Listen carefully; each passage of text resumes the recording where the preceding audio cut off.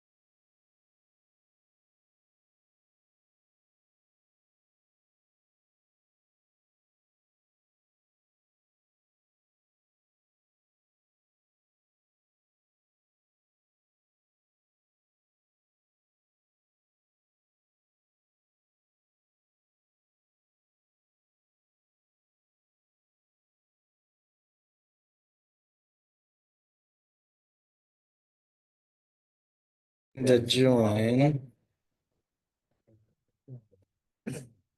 Get that thing. Okay, we are good to go. Yeah.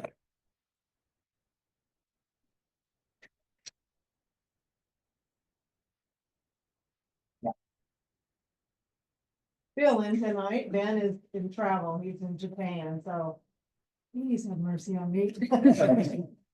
So we call this meeting to order, our January 20 Parks and Recreation Commission attending, a meeting, so. First on the list is our approval of our minutes from the December 3rd, 2024 meeting. Do we discuss it or do we have a motion? Just, you know, do I say Madam President? On this, I don't know how to do that. This Vice President. Yes, Madam Vice President. Sounds I'm a good. co-chair. Yes. I would move we approve the meeting in the seventh. Second. So, Minutes have been approved. So, now we have our agenda for tonight. Hopefully if I restore all my pages, then it'll get me. Madam Chair, I would move to approve the agenda as presented. Second that. Agenda has been approved. Public comment. I'm just going down the list. That's the plan. Yeah. So who do we have on for public? We asked the public. Did everyone sign in for the 2 minutes? Okay, great, thank you. Would it be easier if I stand here? You don't have to turn. Yeah. Thank you. There we go. Nicole Coleman, I sent an email to your director Sam earlier today and he forwarded to you. So if you haven't had a chance to read it, just have a little recap. And then Sam as well is here from the West Sound Disc Golf Association. And we just wanted to kind of retouch base with the Parks Commission and say hi and put our faces in front of you as well. I am vice president of the West Sound Disc Golf Association and I'm not a Bremerton resident, but my husband and I do own a small business in the city of Bremerton, which is 360 Disc Golf, which is a disc golf only store on Wheaton Way.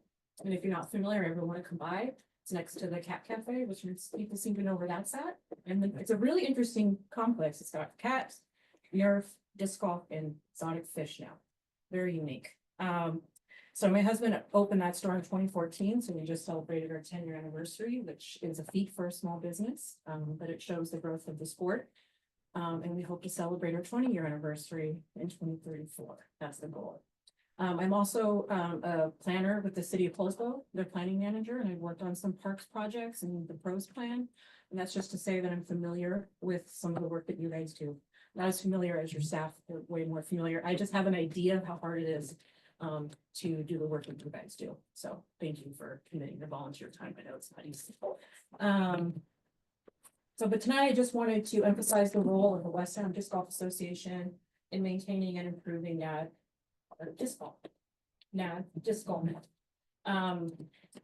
Founded in the early aughts, the West Sound Disc Golf Association has been around for a while, with a various number of members. We're a nonprofit 501c3. We're dedicated to promoting the growth and sustainability of the sport in the West Sound region.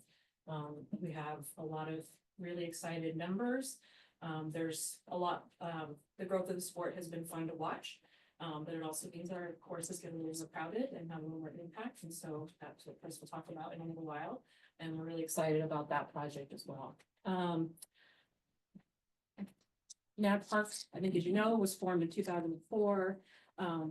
As Chris have gone over with you, and my husband was actually one of the people who helped install that course. So he has a lot of fond memories, and it's a really unique course in that it's very challenging for people who are really good because there's so many trees, but also really beginner friendly. And that's the one thing I love about the sport is that anyone can play it. It's really equitable. You can spend $20 and go out and play it for free at a public course.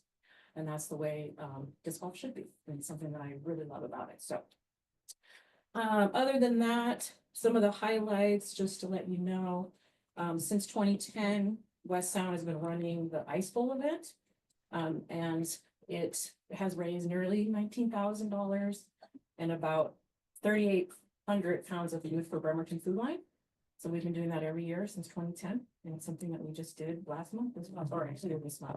It's the Ice Bowl.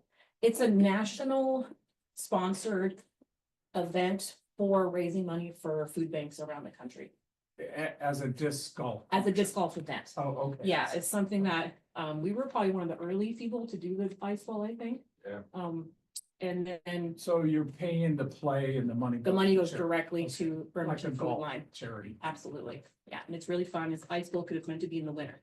So there's some, like this year it was beautiful and sunny, and other years it's been miserable. We've been doing That's the Turkey intent. Bowl. Yeah, Flag exactly. football. That's the goal. And then also, which I think is really cool about West Sound is that established in 2021, the Evergreen Women's Series is run out of the West Sound region. And that's a women's only disc golf series run by women for women. And it's a lot of participants. We have some national sponsors, and it gets a lot of women and young ladies involved in the sport. And it's been growing every year. So, and then this year, coming out of West Sound is the Washington State Junior Disc Golf Championships. So we're starting that up this year with the hope that it'll kind of transition between our local courses. So we're hoping to have it at NAD next year. So that'll be a big junior event to grow the sport for our youth. So we're really excited about that. I just wanted to introduce myself, say hello, and I hope to see you guys again in the future. Thank you. Thank you. Just for the commission members' reference, I did include in your packet today the letter that was sent as part of her email. But I think I was able to get to you maybe earlier mid-afternoon today if you didn't see it. Did you happen to include some of the data too, stats from you just? That one, yeah. Yep. Yeah. I understand I'm up the peer report, yeah. The treasurer for the West End Disc Golf Association, I just wanted to continue our awareness of who we are, what we do. We've been around for a long time. We've got 4 primary agenda items this year for NAD Park. One is to keep our collaborative relationship with the Parks Department. Continue to mitigate areas impacted by disc golf, such as areas of soil compaction and trail erosion, which is when we've really started up the whole NAD's searcher group for the restoration project. It's been neat a long time. It's been the very highly used park.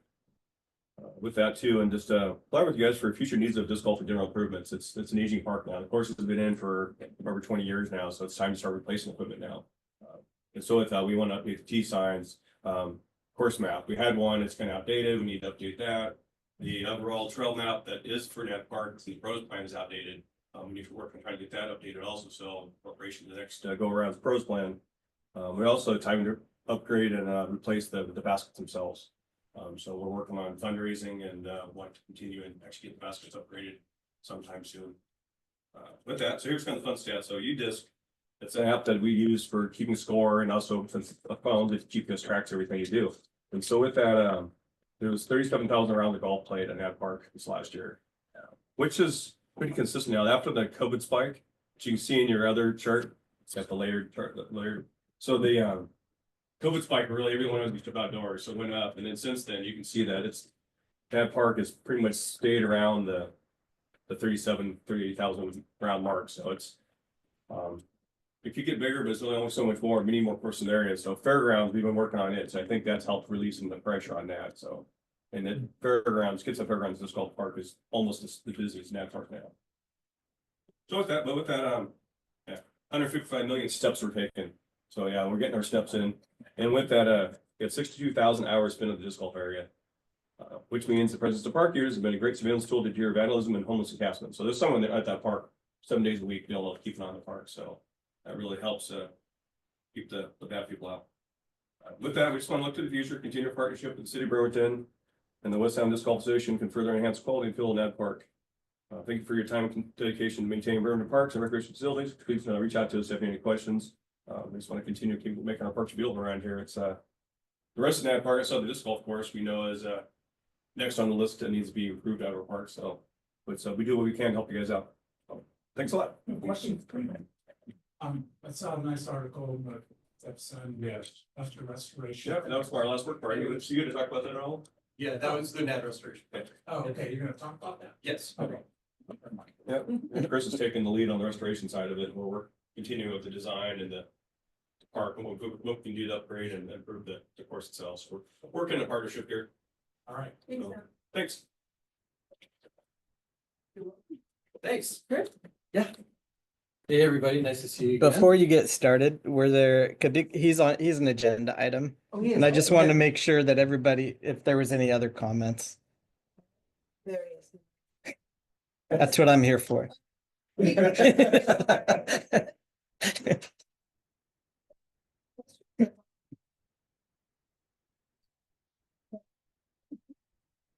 So our old business, now we are. So, Yeah, okay. thanks. All right, well, hey, thanks everybody. Sure, yeah, for no having me worries. again. That's fun. First, I want to thank you again for the opportunity to present tonight on behalf of the NAD Restoration Project. Since we last spoke, we've made some really great progress on the restoration efforts. You'll see that in the presentation as it comes up. And I apologize for, I threw this presentation together between shifts at the hospital, and there's a few things we might have to skip around on, but it is going to take you through what we've done and where we're going with the restoration project. I hope by the end of tonight's presentation, we'll have the green light to really transform the disc golf course in AD and get a green light for some of these proposals that we have in this presentation tonight. It is a big night. You've heard from both the WSDGA and the NAD Restoration Project, the two groups that are working to restore NAD Park and to really revitalize that disc golf course. First, we're going to do our presentation. I think you still have a presentation about baskets at the end? No? Okay. Right now. All right. So, well, you've heard from the WSDGA. The NAD Restoration Project is myself, is part of the planning committee, myself, Matt Melanson, Ian Williamson, and then a newcomer to the planning committee, who's not here tonight, Jay Reeves, who's done a lot of really good work with us. And we're focused really on the ecological restoration of the park and the safety of the park and playability of it. That's our main focus. We're the WSDGA. They do great work with the tournaments, and they're doing baskets and tee pads and those kind of infrastructural things. We're really focused on just the soft scaping and then some things that will help the ecology in general. All right. So let's get into this. We can go ahead and the next slide. Do you want me to just tell you next? Yeah, you just tell me, otherwise I probably won't catch an eye. All right. So presentation schedule, these are the things that we're gonna go over. There's a lot to catch up on. First we'll go over the updates and then design proposals and upcoming events. And of course, we'll hit on the Kitsap Sun article too, which is really fun. Next. So we've had two work parties. The first was a banger. We've had 91 plus hours volunteer service between the two work parties. Over $300 community investment into it so far. I have a conversation about how we'd like to mitigate that in the future, but we can talk about that later. Tim has offered some potential boneyard materials that are not being used to be used in the project, which is very generous. Thank you. We did fairway mulching on hole 1 and we completed the T-pad renovation for hole 1 and 2. But this is what hole 1 looks like. So on the left side of the screen is what hole 1's T-pad used to look like. As you can see, there's a lot of erosion there. And then the fairway is right underneath the T-pad picture. Some mid work party photos of our group out there. And really, this is a very small smattering of the group. There was like 20 people out there over the course of the day. So I just snapped a few pictures in between getting retaining blocks laid. And then on the far right side, is what the T-pad now looks like. And so it's the same picture, just before and afters. Next. So we're now working on hole 2. I'm going to get more into detail on hole 2, so I'm not going to spend a lot of time on this slide. But as you can see, we've started similar work on hole 2. And the before and afters, again, left going to right. Next. So to reacquaint you with our goals for hole 2 especially, and really this is indicative of the entire course. We are looking to slow runoff, retain the water and minimize erosion on the course by repositioning logs that are available locally in the park to mulch and minimize the impact of rain and foot traffic as we go down the fairways. Next. So that last picture, are we looking at a fairway trail? Correct. May I approach and just point? Okay, so this is the T-pad that we were looking at in the last slide up here. And then the basket is here. So this is the entire fairway. And our old pathway to the fairway went through the sensitive soil area.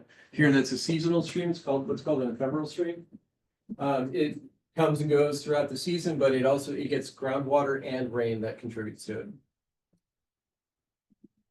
So we had the Kitsap Sun come out during their work party on hole 2. It was a lot of fun. Kayu Ahara, and I hope I'm saying his last name correctly, was awesome. He and Megan came out and took some great pictures of us and did a really, I thought, a very nice article. And Matt really had the quote of the article. I missed my opportunity. He snagged it up. But this is really what we're going for. We take pride in what we're doing with our course. And it feels so good to be out there and giving life back to it. Matt, do you want to say anything about that? I don't mean to put you on the spot. It's your quote. Yeah, no, other than, putting in the work, putting in the labor, physical labor, and then you get out there, you play with other people who are just like, man, this course is so great. And you're just like, yes, it is great, isn't it? It's awesome. People who do maintenance out here are awesome. No, but in seriousness though, it does feel good to be able to commune. I mean, on a basic level with people like that. It's like, it's good. We're out here, we're doing our stuff.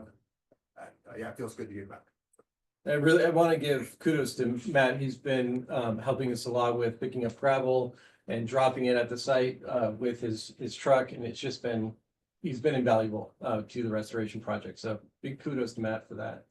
I thought the quote of the article was my big contribution of coffee and donuts. That's all I had credit. That's basically what I was there for. Yeah, and the director brought donuts and coffee and then immediately left. Which they were all eating. They were eating there. I ate them the next day. Next slide. So I wanted to cover this again. These were some of the these aren't really current park maintenance issues anymore because we've really gone over this hump and we're working into a new era of NAD Park. And thank you very much again to all of you for helping us with this. But we are facing what will be a ongoing maintenance of the park in the future. And so we are going to be continuing to make sure that as the planning committee works on this, we're really working to make this as simple as possible so that it's easy to maintain in the future. Next slide. The design proposals that you'll be seeing tonight, I'm looking for commission support and approval. These are general concepts in the sense that that footbridge that you see in that picture is my very amateur graphic design attempt at putting in a footbridge. It's not exactly that footbridge. It's the only one that I could cut and paste from Google and slap in there fairly easily. But I will show you the design proposal that we have for footbridges, and they'll all be uniform as we go along. We are hoping that this winter, if we continue on with our momentum, we'll at least get through hole 5 by like May, maybe earlier. And if so, possibly even to hole 6 or 7, doing the same kind of T-pad renovation and mulching. But those are what we consider our foundational efforts in the park. And some of these other slides you'll see are more detailed. I hope that, and I know this is ambitious, that we would be completing the foundational work in 24 months. That's 18 holes in 24 months. And so far we're doing about a hole per month. The further design elements will be implemented periodically throughout the next 5 years. So that's like planting and things like that. So next slide. So wanted to propose an arrival sequence. Any good park you've been to, as you're moving into the park through the main path, has an arrival sequence. Currently, our kiosk is over by the shelter, and it's fairly small. It doesn't allow for course maps. It doesn't allow for much more than community announcements, which is really, really important. But we also have a restoration project to promote, course map that can be, picture can be taken and utilized by people who are visiting the park, and then community events. So what we're proposing is a 3-panel kiosk, and that kiosk will have room for each one of those elements. It'll offer park visitors an arrival sequence to the park and indicate to them that they are in the disc golfing area and they're in the right track to hole 1. And yeah, next slide. This is what it would look like. So it would be a nice, this isn't necessarily exactly to scale, but it's something like that. And it would show just everything that everybody needs to know as they're walking in. One of the aspects of this kiosk is that it is one-sided, in that a lot of people will come out on through hole 18 on an access road that would be behind us if we're standing where we are looking at that kiosk. Some people will also be coming this way. So maybe on one panel, they would say, hey, thanks for playing that part, or something like that. Next slide. Another change to the arrival that we're proposing is the removal of a T-pad that was smashed in the winter. What was it, last winter? Last winter. Winter 24, we had a windstorm came down a tree, or fell a tree, and it smashed the T-pad. It's in shambles. Has to be kind of removed. So, but this opens up an opportunity for us to do some planting and separating hole 3 from hole 1, which, golfers, they don't like their distraction. It also offers a nice little buffer too, and kind of a nice cozy arrival sequence.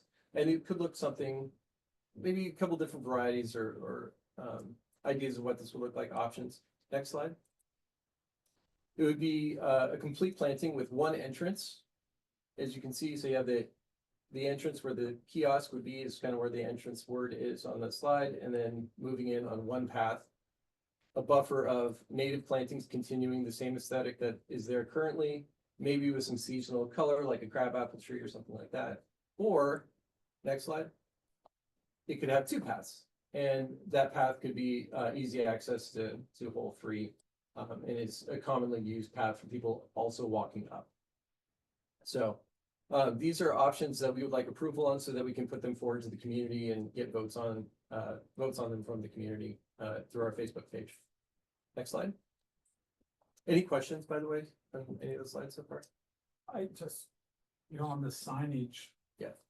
And I'm not an expert on signage, but the Parks Department has a lot of experience with signage that somehow seems to withstand graffiti, or what do you do to keep refresh signs, or is it is there a cost-effective way to protect stuff or do you use plexiglass or? There is like a graffiti coating that you can get on this, one, but you know, sometimes it doesn't work as well. Could be under, like the plexiglass and then they could open it.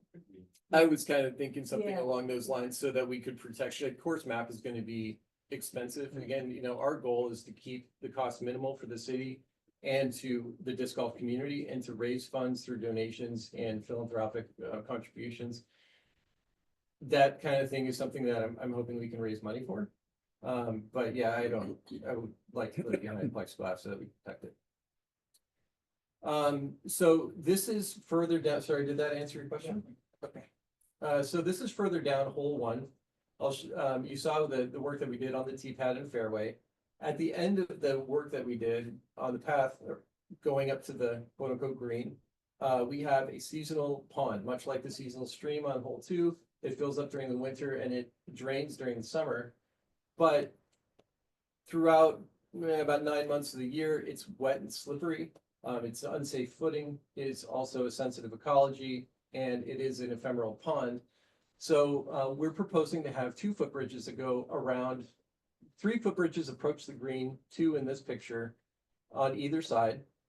And then a dock that comes out to the center of the pond. That would be like on cement footings, and you'll see this later on in the presentation. But what this dock allows us to do is walk out to the middle of the stream without risking any injury or falling into the water. We can still get our discs by using, we have disc grabbers that reach into water hazards, and we can get our disc easily without even having to get into the water at all. So that allows us to do planting and restore the ecology that way. Next slide. Next slide. So before we move into hole 2, I wanted to reintroduce this slide to you all that we saw last summer. These are landing zones on hole 2. These are areas that we consider for where people are going to be walking pretty commonly. Next slide. And as we get into hole 2, we do have our challenges. So we have seasonal stream with saturated soils. It's an ephemeral stream. It comes and goes with the seasons. We have common miss areas and landing zones that land in the stream. We have difficulty with keeping disc golfers out of the soil. So we're going to be seeing a lot of footbridges in this presentation, which I'm excited about. I kind of call it the footbridge area, footbridge zone of the park. And it's slippery and unsafe footing in the winter too. So looking to improve safety by strategic design. Our goals are to build safe access around and over the stream, replant the native flora, and create habitat for fauna, slow water runoff, define pathways with mulch for keeping them to about 6 feet wide, and reposition logs in order to support other goals that we have, including building up nice planting areas. Next slide. To reacquaint you with the water flow, the main light blue is the main water flow going down the fairway. It's contributed to by the dark blue. Next slide. The old pathway is the bright red, walked right through the main water flow and was compacting the soil there. We're proposing, next slide, that we go around the sensitive soils and habitat by moving the pathways out a bit, and then replanting in the same vein as a native rain garden. And I'll show you what that looks like later. Next slide. So this is the old hole 2 tee pad. We're going to start from the top of the hill and work our way down. We had rain accumulation on the tee pad. It was slick. We had mud compaction on the tee, abrupt edge, which was unsafe, and tee pad erosion. And our goals were to pretty much eliminate all those things, have drier tees, safer tee pad, and minimize erosion, and also keep our material costs low. Next slide. This is what it looks like now. We did this on January 18th. Something like that. 16. 12, Yeah, 16, something like it's in the past. I forget what the date was. Next work party's on the 8th of next month, so. It's where my mind is. Anyway, we put retaining blocks out just around the tee pad, just like we did on hole 1. We filled it with 3/4 clean gravel. And that encourages a cleaner and drier tee pad, and it works. Both hole 1 and hole 2 are staying very clean and very dry, which is really cool. The unconnected border, as you can see, here, it does the retaining blocks don't come all the way around. Here, in the back here, there's a tree root. It's an anchor root for a tall cedar. We didn't want to do any kind of cutting of that root, so we just stopped the retaining blocks and we just dug out what we could and packed in gravel around the back. And it looks nice and it's not affecting the tree. Next slide. This is the fairway going downhill towards the basket. It has all the issues that we mentioned earlier with water runoff and impact from rain and foot traffic. And so our goal was to cover this up, slow the traffic and the rainwater down, and create planting areas that will be able to absorb the water that does hit the fairway. Next slide. So this is what it looks like now. It might be a little bit difficult to see, but it serpentines its way down. Can you all see that? Okay, cool. So each one of those areas that comes out to create the serpentine path, first of all, water likes to go in a straight line in the direction of least resistance. This is going to really slow the water down, as well as slow traffic down and make it, I think, more enjoyable. Those areas that are creating the serpentine path by coming into the fairway, next slide, can be planted out with natives. So, Ian, I'm sorry, it's Salal. Ian does not like Salal. Most disc golfers don't like Salal because it eats discs. Never find them again. I just put this here as a placeholder as an example of what we can do with these beds. This is a German forest gardening technique called hugelkultur. It utilizes woody debris and soil and wood chips to create a really nice bed of soil for native plants. So the design goals that we have and the planting ideas that we have will be put forward to the community. The idea I think I'm looking for in my efforts to create this design, and as we go down with the planning committee, we'll discuss that a bit more, is to make it a bit more dense planting up close to the tee pad, where we can really utilize the water and suck that up before it heads down the fairway. And then as we get down the fairway to the seasonal stream, it's a little bit more sparse. And that's where we're going to have the disc landing. It'll make it easier for people to find disc, and they'll do less trampling of the soil and the plants. Next. We tried Oregon grape. We haven't planted anything yet, but we're Oh, going to okay, on our so planting because, list. yeah, that was not as thick, but they are hardy. They were just harder to cut out in my Okay. design program. So hole 2 fairway, to reacquaint you from the air, this is the ephemeral stream. I didn't really highlight it very well. You'll see it actually in the next slide, but it has two kind of serpentine paths that create an island in the middle. Next slide. And we would like to create a series of footbridges that actually take the player through the course without, and to give them opportunities to get their disc without ever having to go into the sensitive saturated soils. We can replant those with tufted hairgrass, with red osier dogwood, skunk cabbage, Pacific 9-bark, and sword fern. The Pacific 9-bark is actually that large planting at the end of the fairway. And of course, these are things we're going to have to run by our community to make sure that they're okay with things like that. But the native plantings, I think, are sparse enough that they would effectively absorb water and create that habitat again and reestablish and revitalize that stream. The logs that you see up in the upper kind of center right, that is a proposal for repurposing some of the logs and woody debris for habitat. Next slide. So this is what it currently looks like, and we're hoping it looks like the next slide. Something more like this, and you saw these this last June. Next slide. So another, this is what it looks like currently. Like I literally took this last month, and what we're proposing is to create footbridges right over that. There's some, opportunities for rock and flora to put plants in there and create kind of pockets of planting and really improve the edges. In ecology, the more edges that we have, the better habitat and opportunities that we have for diversity. Next slide. And it could look like this, which I think is a lot more aesthetically interesting for both the golfers, but it's also a lot more ecologically viable. Next slide.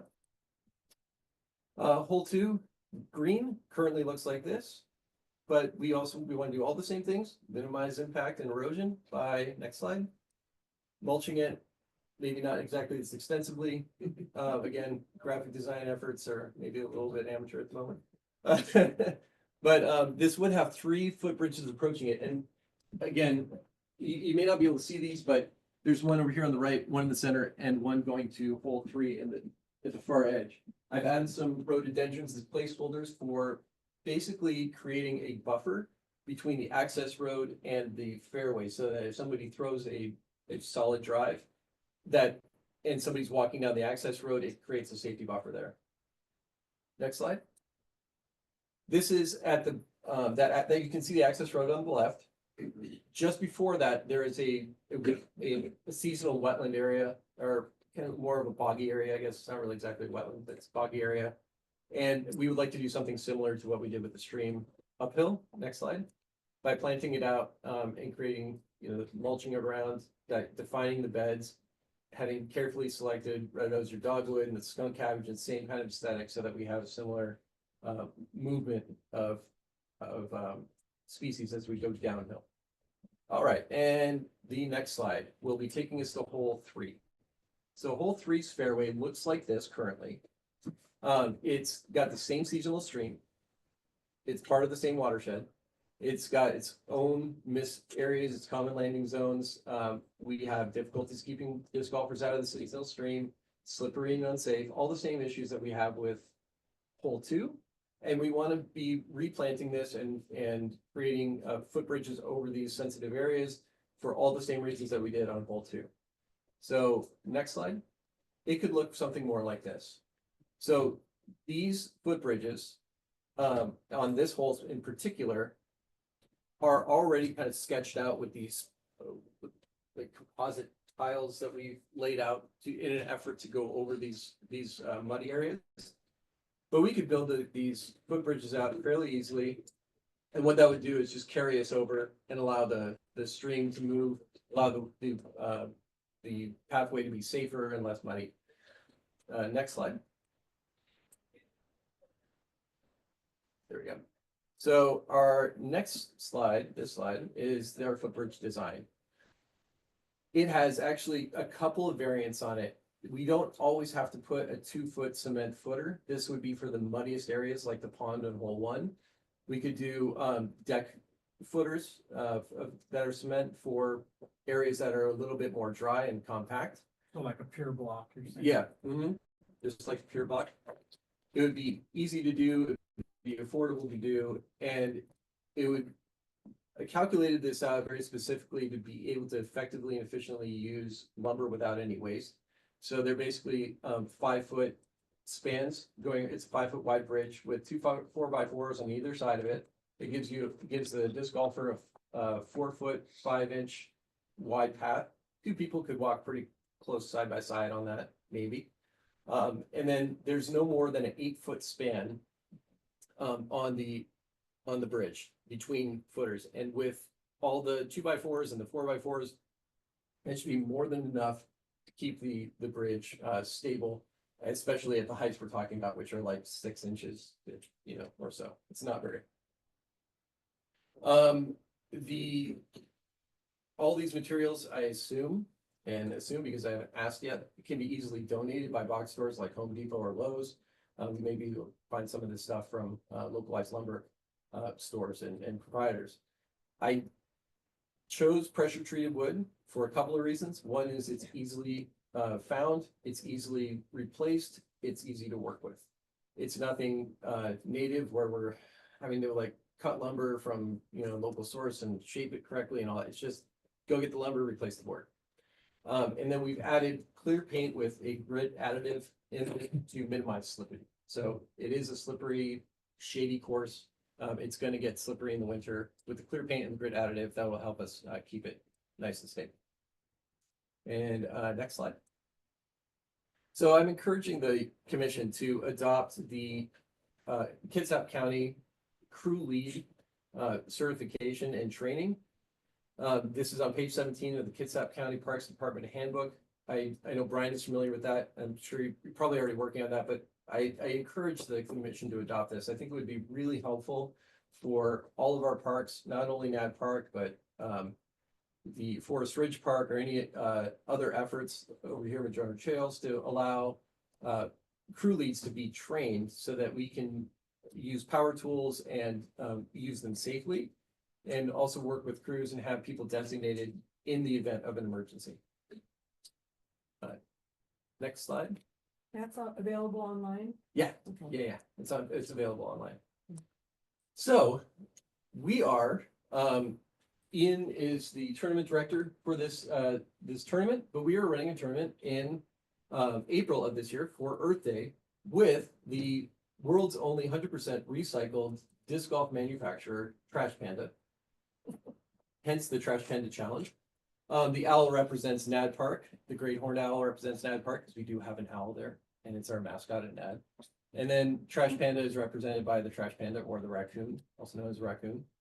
And it's a one-round fundraiser tournament supporting the ecological work of the Nad Restoration Project. We're hoping for 50 players, and we're partnering with Trash Panda. There will be tournament prizes, raffle, donation opportunities for players. All this will be accounted for, documented, and presented to the commission after in the April meeting. So you know how much we've raised and what we'll be putting back towards the park. 100% of the proceeds from the tournament will go towards the park for the restoration, and finances, as I mentioned, will be documented.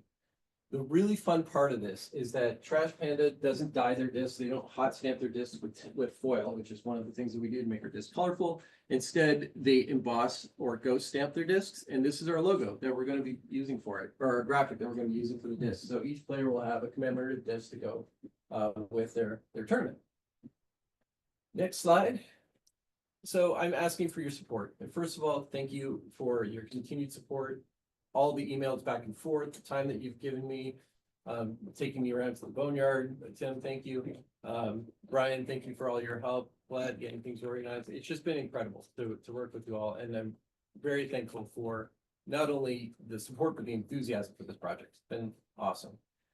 So we're focused on a very simple design, something that's easily maintained over the years. So 10 years down the road, if there's a new lead, somebody can come in, they look at it and they know what to do. They don't need an instruction manual. It's very clear what's happening. We're asking for your support in the designs and the proposals that we proposed tonight. And we're committed to the volunteer portion of this for the restoration of the course by 2030. We're also, again, very committed to keeping this extremely affordable. So we're not asking the city for any money, and we're not asking our community for any money. That being said, that can be confusing why we're having a tournament with donation opportunities. What I'm proposing is we're not going to the community and just asking for money. There's always a give before we ask. And in this case, this is a pretty common event that we do with challenges from different disc golf manufacturers.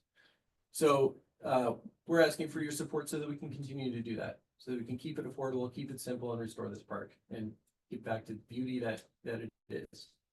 Thank you. Wow, that was a good presentation. Thank you, Chris. Yeah, thank you. And I'm open for any questions. Are there any questions? Anyone have any- Of course. So, I'm not sure as our role as commissioners, if we recommend that we allow the Parks Department employees to go forward with this. We technically can't approve it on our own other than giving recommendations, if I'm reading my role correctly. Is that correct? Correct. Yeah, so, your group of advisory. yeah, And so what I talked with Chris about is that at a minimum, if the commission was supportive of the project, head nods, consensus, those types of things are great. okay. I'm really happy to see you guys working on this, because I know, earlier comments that park was getting pretty well beaten up from all the use. I have a couple concerns, but they're really not in my area of expertise, other than the bridge design. I think your 4x4 use is crap.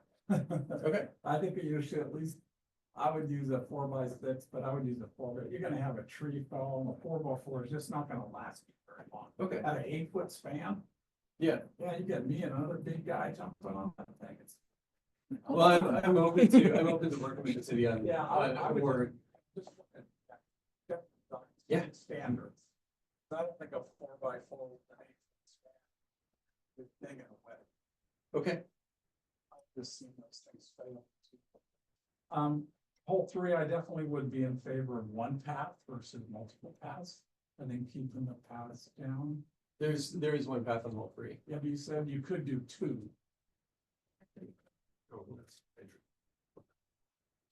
To hole one. Maybe it was. Yeah, I know what you're talking about. Okay. Yeah, You said you could do 2 and that's like. yes, the pathway from hole one to hole three. Sorry, I was thinking about hole three itself. Okay, Yeah. yeah, the whole. Yeah. You said I could do this one, or we can do 2 of them. Yeah, I would just be in favor of 2, 1 versus 2. okay. And there was a lot of bridging around the pond, and I don't know. I'm not touching that, but it sounded like a wetland and ecology work to me. It's not, I don't know, maybe, I mean, an ecologist Yeah. would be able to tell us about that, but it's, being that it's not a perennial wetland, Yeah, it doesn't stay wet, it actually dries up in the summer. yeah. They'll find a fish in it again. Okay. With all that said, I'm definitely giving you my. Awesome. Project, not to let the other commissioners speak, but. Well, I'm just really glad to see you guys here again. Thanks. And, your persistence and continued commitment to the park. I think that as a commission, we, at the very least, want to get out of your way. Amen. And I appreciate the opportunity to give an endorsement. I certainly do. Thank you. Commissioner Waterman, Yeah, I would second that. I mean, you can tell there's been so much thought into how do we do renovation in this park in a way that works with the ecology there. Short-term and long-term, and I really appreciate that. And, like the other commissioners have said, I'm not an expert in these areas, so when I saw the bridge design, I'm like, is 5 feet wide enough? I don't know, Yeah. but I think that our more knowledgeable park and rec employees will be able to Yeah. enlighten you as to what probably would be the best design there. But I'm very supportive of all the work you do and appreciative. Thank you. I as well, and very impressed, and I do approve of it as well. Thank you very much. Can I add one quick thing? Absolutely. The efforts that Chris is putting in are really trailblazing and, we're putting Bremerton ahead of pretty much most of the disc golf country. He was showing us that he put into Chat GPT. You want to go ahead and say that? Because that's pretty amazing. Yeah. So we've been at this project proposal in June last year. We just started our work parties in November. And maybe ChatGPT has my algorithm or something, but I asked it for restoration efforts and organizations throughout the country to network with. And we were at the top of the list of, we were actually the only restoration project and organization mentioned under restoration efforts, which was really cool. So even though we don't have a web page, even though we have a very young Facebook page, we're already there. And I know the three of us finally chat about how cool this project is and what kind of recognition can be brought to Bremerton for this effort. And I know it sizzles our veins. Like, we're really excited about it. And I have a feeling that in the next year, I want to start making an effort to go to some of these disc golf course design conferences and work with them on maybe potentially presenting in the off season of next year. Thank you.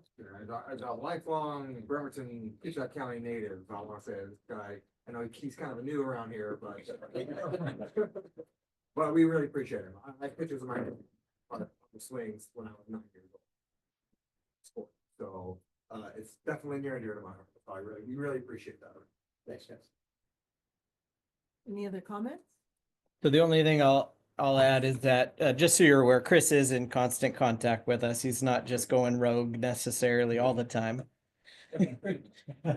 So what Chris and I talked about is as this project moves forward, especially the next couple years, we'll probably have him come back every quarter or so, just provide an update so then the commission's aware of what's going on.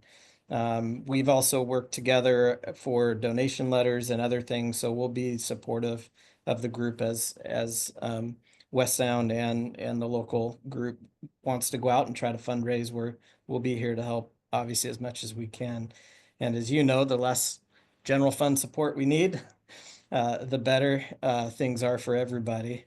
And especially looking at long-term maintenance of this too, keeping that and maintaining that partnership with those local users is going to be huge for us. And I do want to thank Tim for he gave us a voucher letter, essentially. He said we are working with the city, even though we're not a 501c3.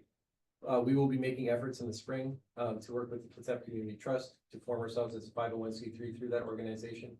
And then we have a donor prospectus, which is a donation letter or a donor letter, basically asking for donations that we have drafted and we're currently working on. So, and that should be done by probably mid-month, next month. So we'll see you on the Great Give Day, your name on the list then, right? Oh, yeah. Yeah. This is exactly the thing that I really am excited about because, you know, working with them and things, this is, you know, involving community. It's beyond the park, involving community and ownership for the parks.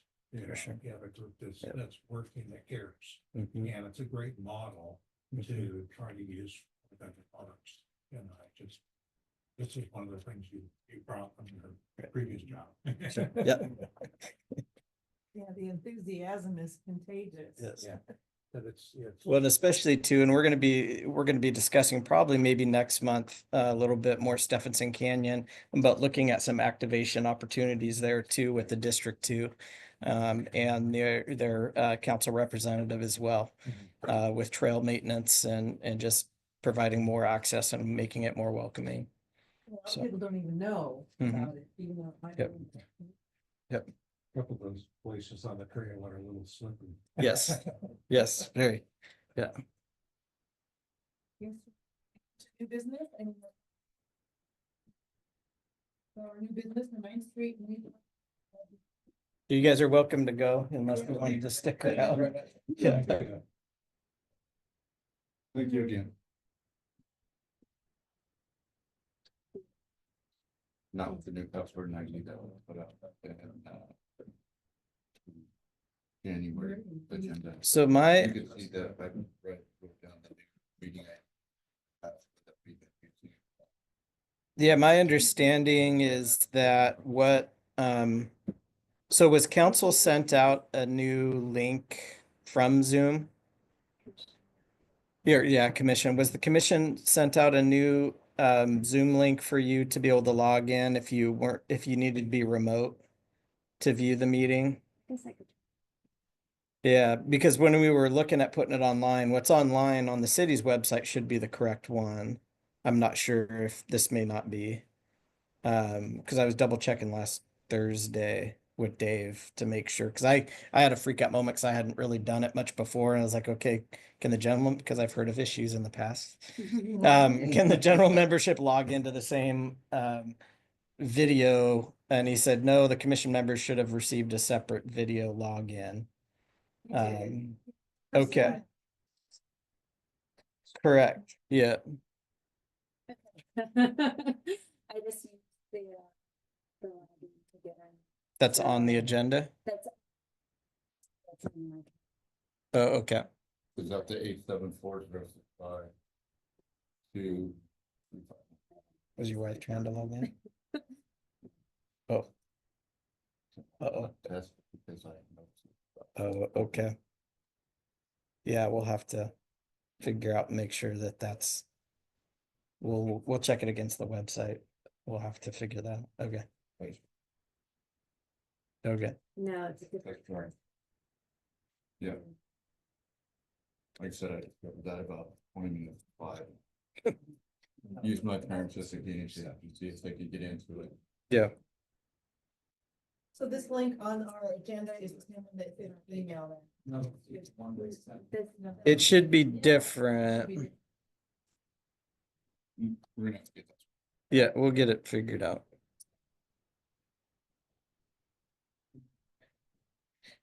Dave, was there anything that you wanted me to pull up? I did print off these. Can you pull up the plan?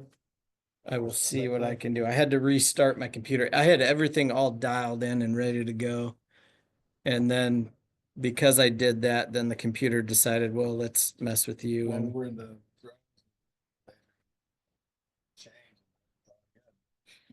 oh yeah, yeah. It's like pride every time. So I don't know you. Dave, Yeah. and how are you? I'm Steph. I'm Yeah, okay, Earth engineering. Okay, This thanks. Next item in the construction project. okay. Bluebeam, that's what it is. I started right now. Have you folks seen any of it at all? Are you all just fresh eyes? It is fresh. Oh, It is. First time. So it's in Manette. Very- As we pull up the plans. It started life out as a fixed thing, stormwater pool. Shoot. Mhm. And Oh, we could do it. The PDF it wasn't the whole thing though, was it? Yeah, I don't think so. I've got it here. a major goal is to consolidate outfall along Shore Drive. We're looking, we can spend. We're gonna take one outfall. And abandoned. Do that, underneath that apartment building, Shore Drive up on the beach. Right, and. At the same time, outfalls are going to get this, it's got a lot more water than fuel, so it's attracting outfall at the end of these nice movie. No, it should be whatever's on the website. I don't think it's a formal park. but It should be correct. So, a little like, Yeah, and I thought like. It wouldn't be on the agenda.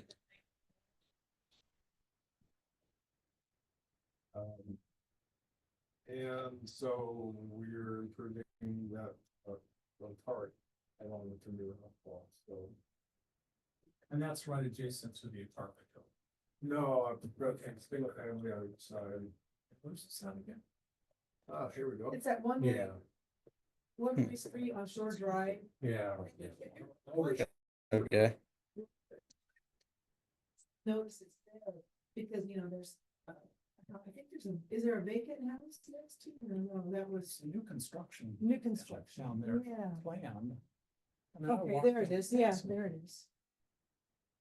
Okay, that's the park I'm thinking about. Yeah. Oops. So what you're looking at, this is our, call it 30% complete plans from the consulting engineers and. Wanted to bring it for you commissioners and park staff. To get comments. So now's the time for big changes. That. From what we show you. So to paraphrase what I think you said, there isn't an outfall here now. There is an It's a outfall. 6-inch pipe. So you're gonna replace that with a bigger outfall and then connect the other stormwater, is that what it is? So that's related to the stormwater improvement. Okay, Since we're outfalling that park, we're gonna improve the park at the same time. okay. Cause right now the beach has got some concrete rubble and it doesn't drop off. or This from erosion if I recall. Here. Can you scroll down to? Sure. So we have to do a lot to get in-water work permits. And that includes basically a complete reconstruction, remove all the rubble and try to create as natural a beach as we can. And it'll be great because you can't walk down there now. Right. You know, No. we're making sure like the steepest grade is 4-1. Just to walk down and access the beach. Yeah, if there's anything in particular you want me to Yeah, hit. the site plan is towards the back. Does it have a name? Just Main Street. Okay. There we go. Ooh, we can name I think it's everybody. it. Yeah. All right. Can I, I'm gonna point. Absolutely, yeah, jump on up here. Engineers like to draw too, so we've got a board over there. So So the parking stalls you see here is we're generally replacing what's there in kind. And we talked with Colette, and, you know, there was an idea of maybe getting rid of the parking, hey, because a lot of people just walk in the neighborhood. But we found out that your maintenance vehicles, is it Parks Maintenance? Or, yeah, pulled in with a trailer, so that kind of said, well, you gotta provide access for that, so. Replacing parking, this is a concrete paver that you can plant grass in the between in the middle of the cells. What they're calling this, perm block? Something like that, so that, Usually called grass blue. it's a grass. Yeah. Anyway, so would like comments on that. I propose to irrigate it because grass has a hard time growing in it. We've got a water irrigation meter right here, so that's low hanging fruit. This rectangle here is a concrete box with a baffle in it, so the stormwater hits that. Energy is dispersed, and then this is a grate, and then the water is just kind of dispersed onto this pad. We'll call it a scour pad, but it's generally going to look a lot more fish friendly than a riprap pad. It's going to be rounded cobbles and small boulders. And then we've got to protect the neighboring property. So there is some angled rock, and I liked this proposal actually from our engineers, because this is steep and we need to make sure that these retaining walls are protected. I think we're going to get fisheries to agree because we're doing a lot of mitigation. For instance, there's a bunch of riprap down on the beach we're going to pick up and haul off, in addition to what the concrete rubble that's there right now, which is going to go away. I think planning out, I think this hatch is lawn. I thought maybe it would be great to just have a path and a bunch of shrubs, but lawn has survived so far, unless you want to make it smaller, which we can do, right? That's like I said, this is the time to blow anything up. So instead of lawn, because you'd have to mow it then, if you just had bark, which you wouldn't have to worry about. For me, you know, from an ecological standpoint, we typically have to do mitigation planting at the riparian area. So I was like, yeah, let's get as many riparian mitigation points as we can. We won't get anything for long. So it's quite possible we have enough other mitigation, rock removal, that won't be fines. There's two picnic tables accessible. One of them is sitting on top of the concrete energy dissipator. Thought that was good low hanging fruit because it's kind of like a platform, and then there'll be a pedestrian rail for fall protection. And there's no services installed with this, no bathroom, no drinking fountain, anything like that. But there's two tables? There's two. Oh. I think that's. I don't know that there is. I don't remember if there are there. But where is the? Just on the. U shape here on the water would end. Because there's just going to be, this is like a block wall. There's about a 2-3 foot drop as the grade transitions down. So we got a little drop there. The first two picnic tables need to be accessible, so we would need to have a pathway to get to them. And that's concrete hatch here. Right there. So accessible parking stall, here's the aisleway, accessible aisle, and then and these are just lines right now, you know. So where's the other parking? Where's the rest of the parking at? It's just 6 It's stalls here. right adjacent to housing. I thought you were saying that. Well, what it is it's a plantable parking area. Okay. So essentially the substructure is there, but then you put grass material inside of it, so you can park on it. Yeah, Okay. yeah, And I think we'll have to make yeah. I thought it was just gonna be lawn and then. handicap parking space. And law. And lot. How did this park come to be and how did it survive not being developed along that road? Well, it's park department property, so it's, the city can't sell it No, without a yes. unanimous vote of the council. I guess I just never, I mean, I knew it was It's called- there. It's called the Ninth Street Mini Park. That's kind of what it looks like now. Yeah. Oh, Thank you. thanks. Oh, yeah. Yeah, technology. Just had Brian email me a picture that he found on Google Earth. Oh, So our poplar is, will be irreparably damaged with the installation of that concrete vault. So we'll be moving it and replacing it with 2 trees. Currently shown as Gary Oaks. Now that was the consultant, landscape architect's proposal. I personally think that might be a little big. So by all means, it would be great if we could just tell the consultant what to plan. They don't really care. Yeah, because it, especially for 2 of them, it'd be tight. So the pros plan says that it's actually a right-of-way street end, which is interesting. That's what it says here. But it's on the Parks Protection Act as a park. I don't really know, but it says it was developed in 1984 through partnership with adjacent neighbor. It's 0.1 acre. Is that what you have? I don't. Gotta be about close. Yeah. Yeah, not very big. I would think, just keep the open view. Creating access to water. Yeah, like that, so you'd be able to get to the water.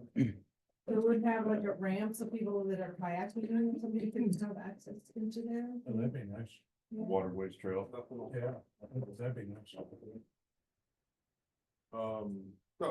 It's, internally, our comment round for internal comments through the end of next week. I don't know how you do this. Are you able to, folks able to do some review and offer comments up that you could compile? Yeah, we could send them to Tim. Yep. Uh, Yeah, we can, yeah, so they can't reply to everybody, but they can send comments to me and then we can compile them. And then maybe if you have got some ideas on some tree species, so we can just kind of dictate what might go in there to make sure the right type of trees there. Well, now I wanna go and see. Yeah, yeah, it's on that one-way stretch Yeah. down there. I will say that there was a sidewalk originally leading to this park. It was removed. We just have a shoulder now, so. Yeah. And the idea is that someday, maybe in some future, Upper Shore Drive will be closed and become a shared use path. You didn't hear it from me. It's just talk. Upper Shore Drive really doesn't see a lot of traffic. One concept is that become a walking trail. Walking it, then there are actually. Right. And then, this would still be a one-way road though, cause it's wide enough for. Yeah, we got a 10-foot lane and a 4-foot shoulder, I believe. Is this the night? All with the Manette sewer replacement project? Just completely separate. So, so all the work that went on Perry, Yeah. recently reconstructed, well, some stormwater from Perry was, shunted to the Bachman outfall instead of where it was going. So I think it outfalls under off of 18th or something. South Trenton. At that anyway, so Bachman outfalls turns out doesn't have enough capacity, so we were seeing some flooding at the intersection of East Ninth and it's where that new 3-unit apartment building is. So that's how this project came about really, is that capacity, stormwater capacity. And then we're retrofitting treatment in. So we're gonna do stormwater treatment and because of that, we got a Department of Ecology water quality grant. It's paying for Oh, no, I'm mixing projects up. This is the grant funded project, but it's not a college, it's one of the stimulus, it's the first stimulus bill. It's ARPA, American Recovery. So construction of the 2030. We have to spend the money by calendar 26. Way ecology works. This with year. Our projects go. It's been slow. It's at Lake Park. No, that's RCO. And it got caught in front of it. I have a question. So the current slope at the end of the lawn there going down to the water, do you know what that is currently? It's very steep. So I just wanna, kind of, because I don't know if everyone's really used to reading the plan, so the contours get pulled up, so the park actually is going to get shrunk in size, but it's going to increase the access down to the water. So I think it's a net benefit of getting, because the park itself doesn't have a lot of recreational value. The footprint itself is the access to the water, and that's what will be They wouldn't let us spill to make the slope. improved. Yeah, and then as far as lawn, it's always one of those things where it's just easier to maintain than.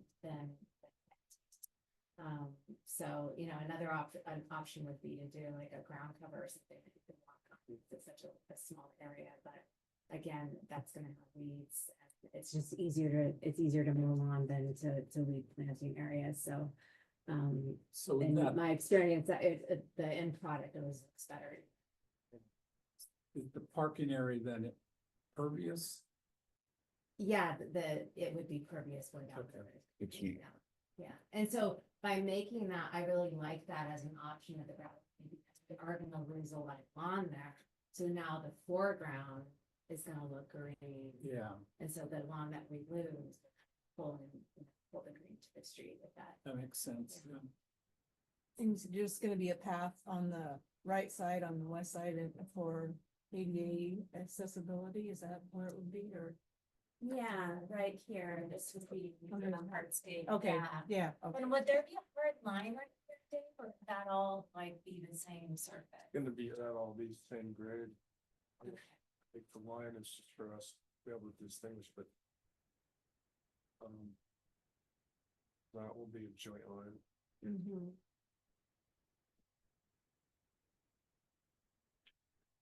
Well, it looks like it's gonna be a nice place to Yeah, go. that's- Big change. Does the poplar have any kind of story? Do we know anything about? We planted it, how long it's been there, all this good stuff. No, that's gonna be a. I just don't want any historic significance that surprises, you know? Does it have a plaque on it? Yeah. Is there a plaque on it or under it? Yeah. I'm just curious because Be great if we drop it in the water. Trees used to be able to fall. Now ecology makes them fall butt end first. I was optimistic that that tree doesn't have a lot of public desire to keep it. Poplars fall anyway. Yeah, so the resident on the left should be happy. Right. First prevailing weather is this way. They're called widow makers. You start cutting them. They tend to sink. Yeah. But we do have an arborist memo on it. When are we gonna get a public comment? There'll be a secret. Do you think this raised presentation on a community meeting?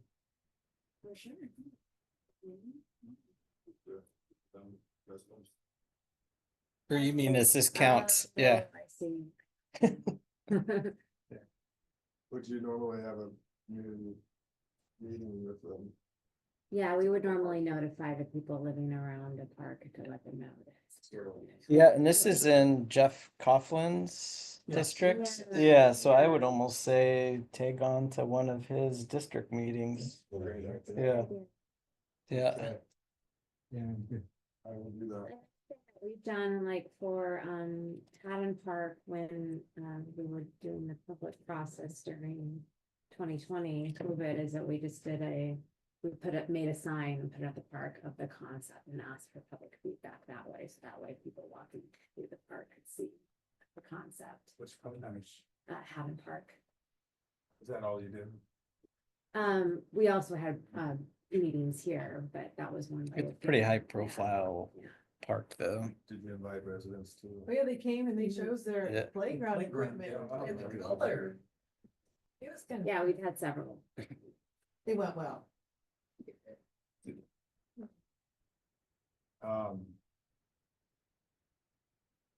Yeah, reach out to Jeff. But the other option is just have one of them here. Like I said, just put up pictures and open house kind of thing and let people have comments. sheets or something. Yeah, can I use this space? Yeah, either that or if you're wanting neighbors to go, we could probably figure something out at the senior center maybe. Oh, yeah, it's closer. Yeah.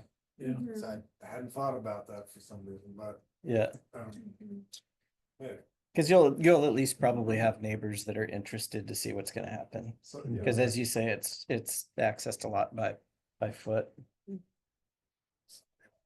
Say about it. That's where we might find out.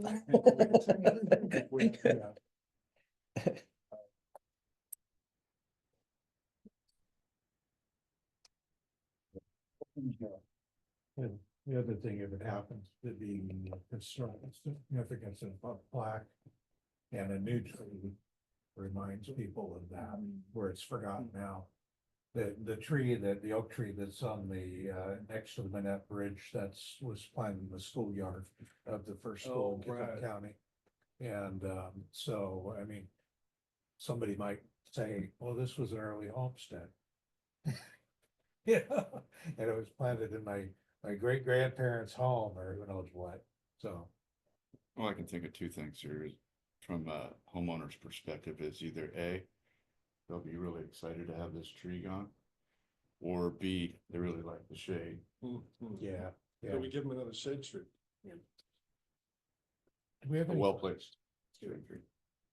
I would think the people above would be glad to see it down because it's knocking the heck out of their view. Yes. Do we collect comments or complaints or whatever from people that live adjacent to Bachman Park there? I wonder. That would kind of arm us to the type of things that people might have concerns about, like parking late at night and whatever. I mean, just preparing ourselves for Sure. public meetings. Yeah. What happens now? Yeah. Yeah. what hap- Yeah, and we're not changing the parking use of it Yeah, either really. Good point. But I think Bachman's probably more of a target for that.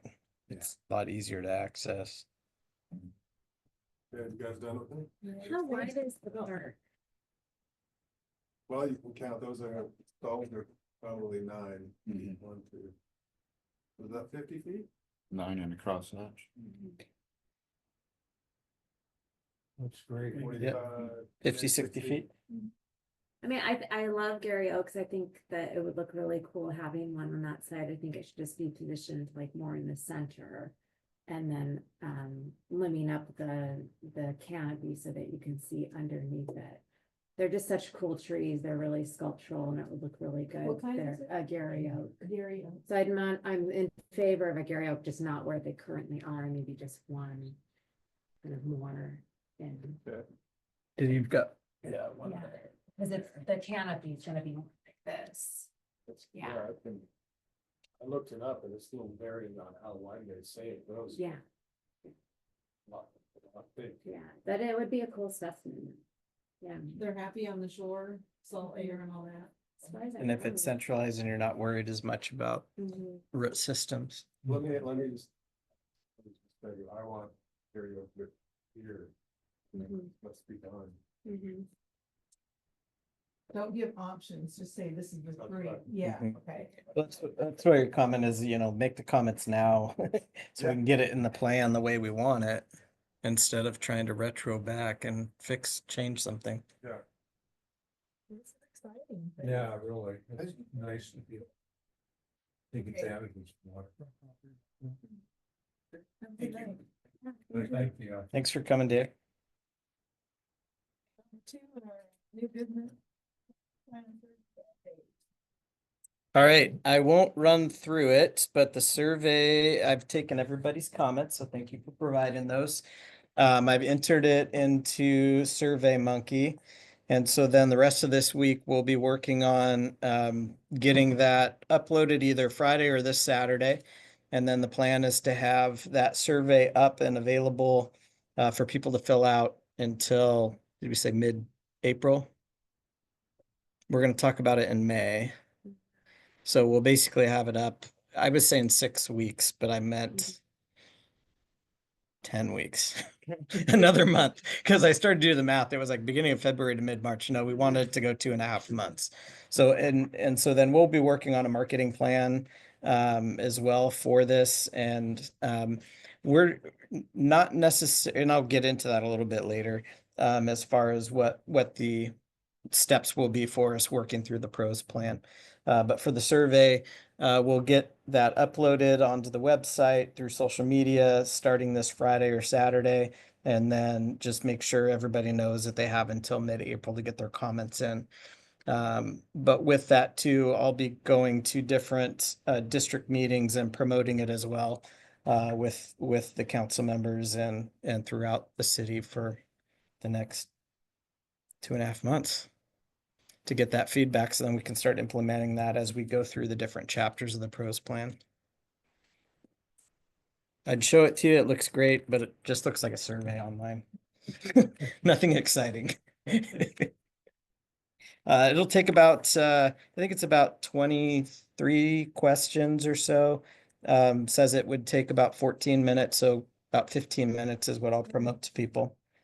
Try to get it as detailed as we can without being too detailed and providing too much information, but also mixed up the way that you respond to questions to kind of make it not so consistent throughout. So different formats and matrix type ways of looking at the questions. So then you're not just filling out a ABCD for 15 straight questions. So kind of interchange things a little bit and categorized them. So. Continue the review and region. Sure. Yes.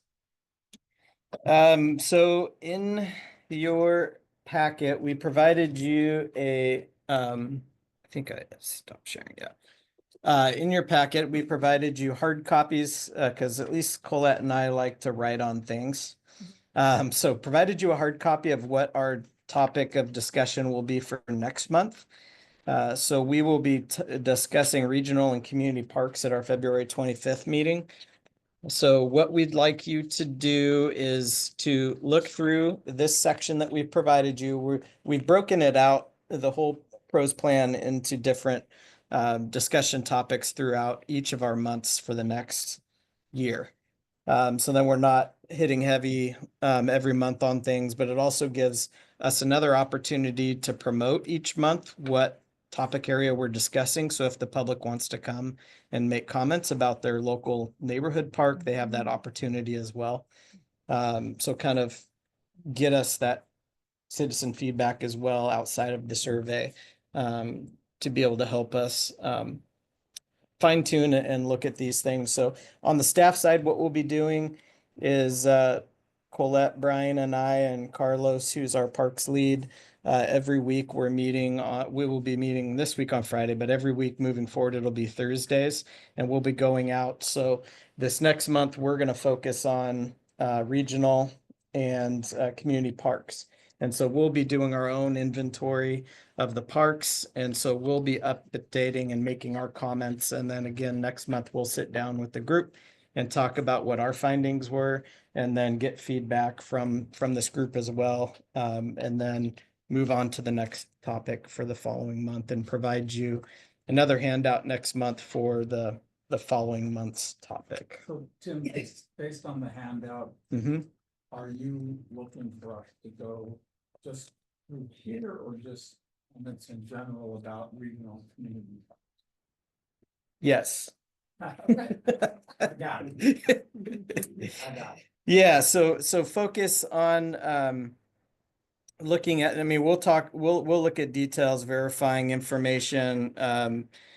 You know, what we have is the inventory. We'll take care of that unless you want to go. I mean, I encourage you to go out and visit all of the parks as well. It'd be a great way to get out and look at them. We'll talk about, you know, management issues, those are types of things. But looking at like improvement recommendations, those types of things, what do we think is realistic? You know, what was noted last time and what was realistic and what wasn't, or what's changed, you know, there's different things that will probably be recommending that didn't really exist 6 years ago. New concepts and ideas that we'll want to look at as well as far as trends are concerned.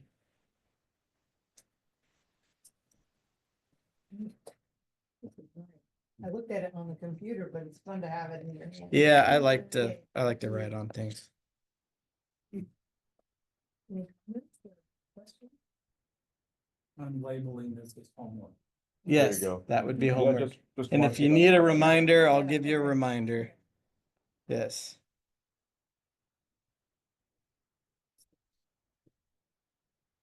Mm-hmm. I'm still hitting a few spots I haven't made it to yet. So this is gonna be great. It's fun to watch. So, okay, on to new business is. Yeah. Yeah, so just moving on. So this is your calendar for the next year. So you've got your dates that you can block out and plan to be with us. But also what I did here, you notice, this is what I used to break out what our discussion topics for each of those months are gonna be. So regional and community parks in February, and neighborhood parks and pocket parks. Some of them like April, lots of words, but hopefully it's not going to be a super huge discussion on those. Some of those are fairly small pieces.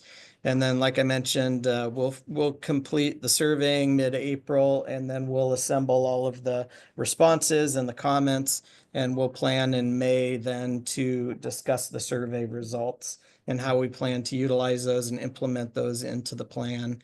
And then that kind of leads us, after we've hit those sections, into our goals, objectives. So really kind of starting to wrap our heads around everything and what direction do we want to move forward. Yeah, then talking the needs analysis and then our action plan, which is tied to our capital facilities plan.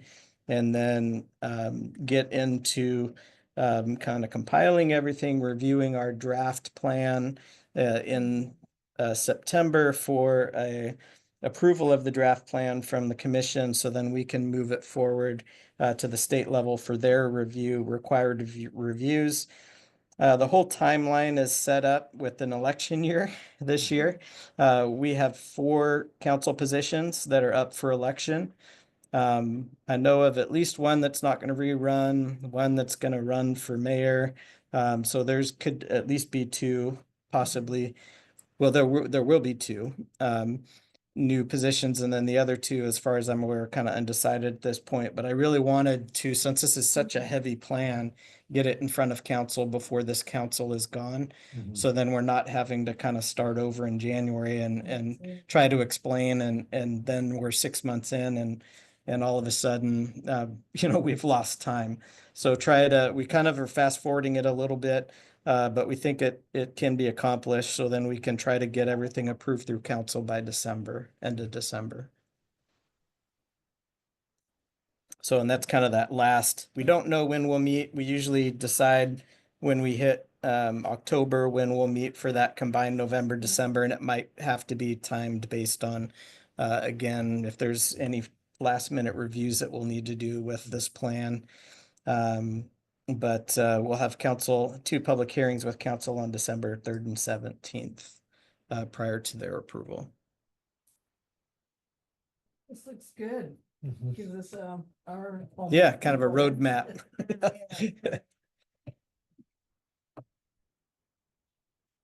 Comments on the. Good.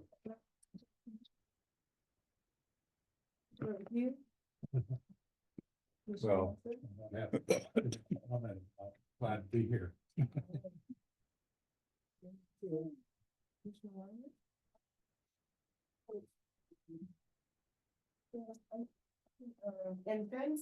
here, so maybe it's gonna be tabled. The city council asked for regular updates from the commission. And I know that he went to a commission He did. meeting, and I think another commissioner joined him for that. I wasn't me, Yes. so it was you. No, No, Greg did. Greg did, okay, great. So I don't know if that were on their agenda, or if there are thoughts about what the regular interval of that would be, but that might be something for us to Probably good. think about. Yeah. And again, I think, the invitation and, it was Ben that went as our chair, so, Were you at that? President. Yeah. So that. Remotely. Take Remotely. another Okay. vote. So they are regularly scheduled or certain wanna say with specific budget. I don't meetings think or? that they, It was Before I during got the study. yes, it was during the Yeah. study session, and I don't think they asked for any, specifically want to hear from you every quarter. Yeah. In the council meeting. We want to have that support. And see that as a way of communicating, kind of assuring that support. For parks. Yeah.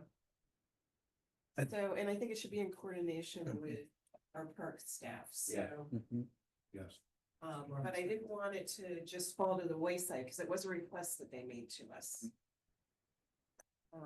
And I can reach out to council too and kind of ask what they would like to see, because that's one thing I did see from watching past meetings was the need for communication. Obviously, they support everything that we do and very supportive of our park system, not always financially, but at least supportive of what we're trying to accomplish. But one of the other things that I noticed too that we were lacking in is we were the only department that wasn't a part of a committee that had council members to review. And so that was kind of one of those areas where if it wasn't discussed outside of the commission meeting, then it wasn't getting discussed anywhere. And so actually right before this meeting, Councillor Coughlin reached or sent me a message, and they had a committee meeting today, and he recommended that we become a part of that committee. And so he and I are going to talk a little bit further, and there's it's the finance, revenue, and parking. So not necessarily things that are, yeah, parking, yeah. Finance investment. Finance, investment, and parking. So I'm cool with finance and investment being tied to parks. Why not? But yeah, so at least it sounds like, and he and I'll talk and then probably make a recommendation. But I think that's, to me, one of the areas that for the last couple years, Parks hasn't been tied to a committee. And nobody seems to know why necessarily what happened or how we got dropped. Yeah, at least for council to hear more often from us. Quincy Jones. Mhm. Mhm. And I did talk with one of the council members there, and we were talking about this carve out that's going to aid in the flow. I think it's 11th and Naval, for people who are working the shipyard to come and go more easily. And she said, I don't know if they need all that room. Maybe there's an opportunity for a little pocket park there. But I think if you're part of a committee where these sort of things are coming up, because obviously there's a monetary involvement and commitment and funding there. It just creates opportunities to have those conversations. Yeah, have your voice heard. Yep. Yeah. Yeah, so I'll check with the council and the mayor and see if there's a regular time frame. I'm not sure if every 6 months would be good for this group or 3 months. Seems to come often, but we could do that at least for the time being until they start hearing more. Yeah. And then I wanted to ask, I think we have some vacancies on this commission. So I didn't know if you had any status about that, or if there's any way we as commissioners can assist in getting out the word for interested community members. Absolutely, yeah.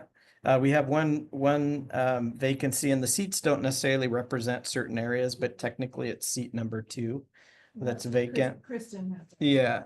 But yeah, and I've talked to, as I've met with people in the community, I've let them know that we have oh, I'm glad you want to get involved. Hey, we have a commission opening or a spot open on our commission. And so I try to fit it into just common conversations I'm having with people that are showing interest. So if anybody can, if you have anybody that does have interest or is assisting with our parks. Oh, absolutely. Yep.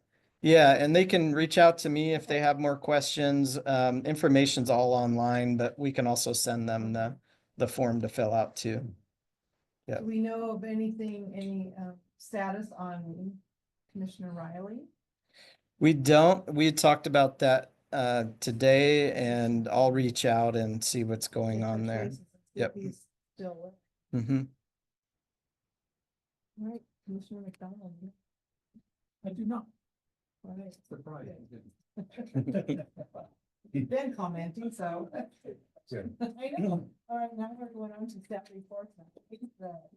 Recent damage and homelessness activity. Oh. Before Brian starts, Okay. can I go back here? Because I wrote myself a note. Okay. I wanted to try to figure out how I would remember it. And so I just put it on our agenda. Instead of just a start time, I put an end time too. So I want to try to keep us to about an hour and a half at meetings, because otherwise it's just gonna drag on. As we're past an hour and a half, but we had a couple major presentations today, but yeah, hour and a half. And we were talking as far as, because some of these topics that we'll have for the pros plan could get pretty lengthy. And so we'll try to keep it as tight to a timeline of an hour and a half as we can, just so you're aware. So unless there's objections and people want them to last longer, that's what our goal will be. So you're telling me that you want me to condense what I have to say? Yes. Okay. You're at -5 minutes right now. No, I want things like some of the impacts that are happening within our park system in 2024. To go over a few, I'm just gonna go through a few parts, just to kind of paint a picture of what park staff are dealing with. As well as Public Works and a few other departments. Right here at Sheridan, I'll start off. We've had campers up here in the woods, and then we've also had them break into our laydown yard across the street, vandalize some stuff, and they've used that as an encampment area there. Warren Avenue, we're having some difficulties there, with vandalism of the restaurant at the park. People staying in the streets at night and vandalizing, especially when it gets cold, trying to break into restrooms, breaking out lights, things like that, just to kind of stay in the dark. Stephenson Canyon, this one's kind of a tough one to manage for us, because there's so many different trails, and as we get reports and things like that, we'll go investigate. We'll take our pictures. We'll see if there's somebody actually staying there. But yet, generally, when we get to a site, you'll see something else in the distance, and then that's another site that we report on. And then that begins the cleanup after we verify that there's nobody there. So that one's a little tough to manage. But as we kind of kick people out of Stephenson, they'll go down to Lions Park and try to get into the restrooms there. So, I mean, sometimes it feels like we're kicking the can back and forth. But we do have a lot of good support with Common Streets, and I'll get to that in a minute. A lot of good things we spoke about tonight with NAB Park. There's also some other things to report from the damage and homeless end of things. We worked with the Washington State Department of Transportation to do a fairly substantial size cleanup of NAB Park. We punched a road in there and worked with WashDOT to get that cleaned up. Saw that right below the sign above, on the high, above Highway 3. Correct. That There was about really, 13 encampments that there. was really intense. So, on the lower Nad Park, we have an old bunker that is there. We've had inhabitants that have been utilizing the area, as weather gets better. We're gonna end up punching road in there and sealing that off. Trying to be a little preemptive, going into the summer months. The big ticket item that I was working on today was, Pendergast Athletic Fields. We had some copper wire thefts. They have gone into our Musco lighting system and removed wiring. Just to recycle and try to make a few bucks. That few dollars is turning into a larger figure. And just baseline of what we're looking at that we came up with today is somewhere between $35,000 and $50,000. This is stuff we didn't budget for. So, and that could grow exponentially too. This is just kind of a starting point for us. And so we're gonna have to see where that ends up. Fountains, that's a huge issue for us. Simply because we have people using that as their personal shower facility, to their own restroom, to washing their clothes, things like that, and we're required to keep the pH levels up and things like that. And that takes up a lot of staff time. We also had 3 employees who were assaulted this year down at the fountains in 2024, excuse me. And then there's like really 2 things I wanted to, one thing I want to drive home, but I wanted to also make you aware that in 2025, there's something called the point in time count. And this is a collaboration between Kitsap County and other municipalities, to where there's teams that go out looking for these people, and we're trying to figure out how many homeless folks we have within our communities. That is currently taking place starting today and will run through January 31st. With that, we'll be able to pick up what we call like heat maps of where our large congregation of people are, and then we could throw resources at that. The toughest thing for us to swallow as a Parks Department that is not a large Parks Department and not a overly funded department is this really eats into our labor costs and our supplies, replacing toilet paper, paper towels, vandalism. But we figure right now, this time of year, just depending on the day, 30 to 50% of our time is being dedicated towards homelessness and damage. And that's a substantial blow to this department as we turn a corner into spring. We have athletic fields and other responsibilities that we need to maintain as well. So it's going to be a very lean but balanced year. But there's a few numbers that I just wanted to share with you from the city of Bremerton and Common Streets. These numbers show between January 2024 and January 2025. There was 1,461 site visits that were made to different encampments. 602 of those were meaningful connections. There was 188 connected to services. That's really what we're striving to do, is to get these people help and to get them out of the parks. 55 of those people went into shelter or found housing. And 17 of them currently are in a plan, or per week, we're entering 17 people into a plan to transition those people, whether that's through mental health issues, drug addiction, or whatever that particular person's situation is.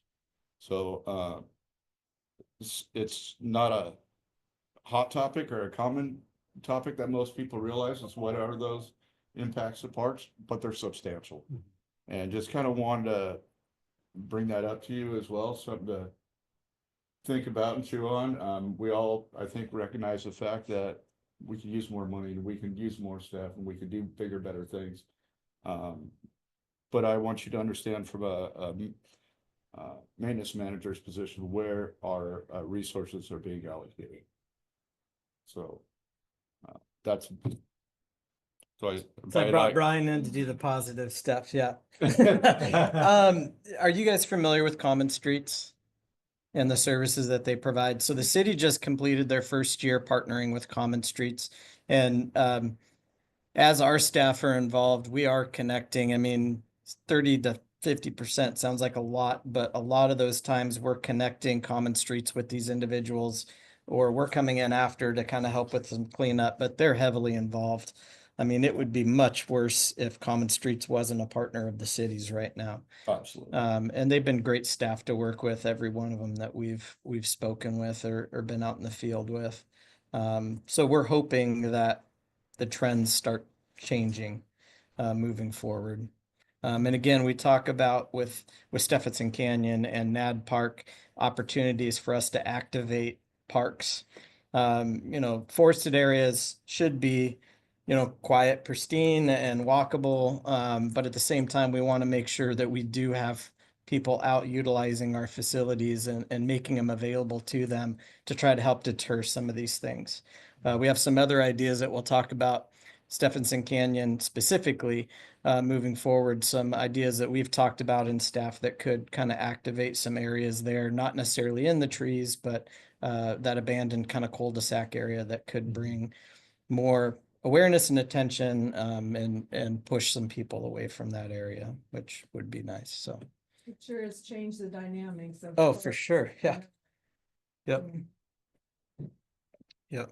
Right. Well, and every time you program something too, and you're developing, you're thinking, you know, you're trying to think in terms of, okay, how could I break this? How could I, you know, how could we fix this? You know, what makes the most sense in a lot of our park design work.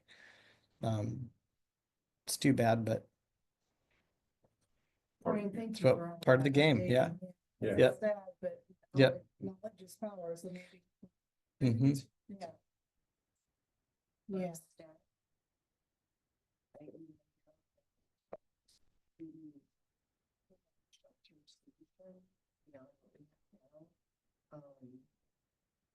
And one just opened in Port Orchard, a big one, they're starting intake right now, but according to the National Point and Count report that came out last month, Washington State has other than California, the largest number of people, what they call living rough. So that has a direct impact on what you and your team are doing.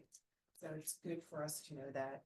It's good for our city council and our mayor to know that. Yeah. Thank you for letting us know the numbers.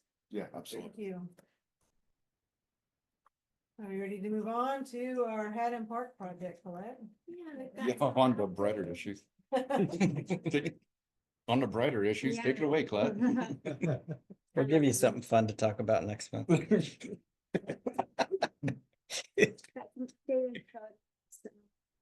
Haddon construction is really on hold at this point.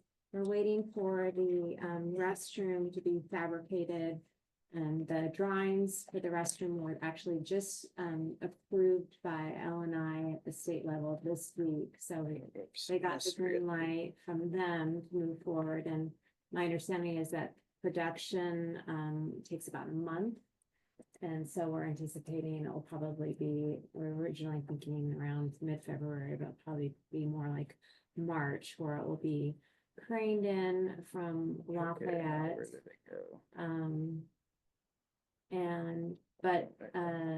The latest developments, so these are some of the older kind of progress photos through the months, September, October. If we want to just jump right to January. Gotta make slideshow difficult to get to. Yeah, I know. I forgot to share my screen. All right. All right, let's jump ahead to January.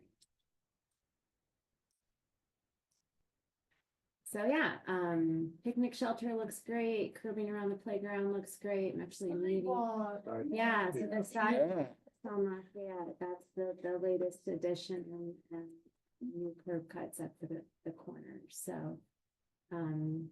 Yeah, things are moving ahead and, the contract for the playground was just approved, so. We're moving forward with that purchase, No more broken bottles found in there. Hopefully, we're just covering Yeah. things up at this point moving forward. So, and then moving, Kitsap Lake Park, we're actually meeting, Brian and I are meeting with the contractor tomorrow to develop a punch list, but they're getting close to wrapping up as well. The boat launch and fishing pier are in, the seawall at the lake is in, that's in the top upper left-hand corner. The pathways leading up to the upland are just fantastic, the concrete pathways, I'm just so happy with them. They're gonna leave the Visqueen on the ground there as an erosion control measure, and then as a separate phase, we're doing the installation of the irrigation and topsoil and hydroseeding. It's not a good time of year to hydroseed anyway, so that will be its own phase. I think the next one shows the picnic shelter was just recently installed. The lower left-hand corner, the outdoor shower was installed. And then this is the footprint for the playground at the upper level. So Oh, exciting. yeah, it's Yeah. really exciting.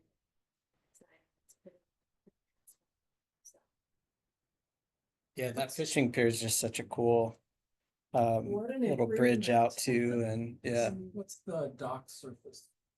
Is that wooden? No. It's like a thickened plastic, is WDF proof that. Light penetration. Island Lake, somebody set their dock on fire. It took them 2 years to get it placed at the park there. Yeah, I don't think any of that will burn. Yeah. It's really kind of a cool design, and it's got a grip to it. But you can also see through. Yeah, it's very nice Basically, feature. materials. Yep. Thanks, Colette. Thank you. Yeah. Now we got Tim giving us the ceremony. Quincy Square, you said you went, yes. Yeah, and I before my computer had to get restarted, I was going to show you the layout, but we can talk about it another month. But I was at the event too. What a fabulous event. They said about 500 people, which is probably true. So they had everybody gather inside the Roxy Theater, had a full line of presenters. Quincy's brother was there. Obviously the mayor spoke and a few others. Had a band that they assembled, super cool band. Played one song, everybody booed when they wanted to go away. So then they played an encore song. Because we're thinking, oh, you came here, all the, you assembled, and I think they probably had planned for that, but then they moved everybody outside and kind of did the ceremonial digging. But if you haven't been on 4th, it looks vastly different. They will get landscaping and everything back in, but yeah, if you look down there, it doesn't even look like the same street right now. But the construction started about a week before the event last Monday. On MLK Day, and it should be completed, I think, by the end of May is what they're hoping for.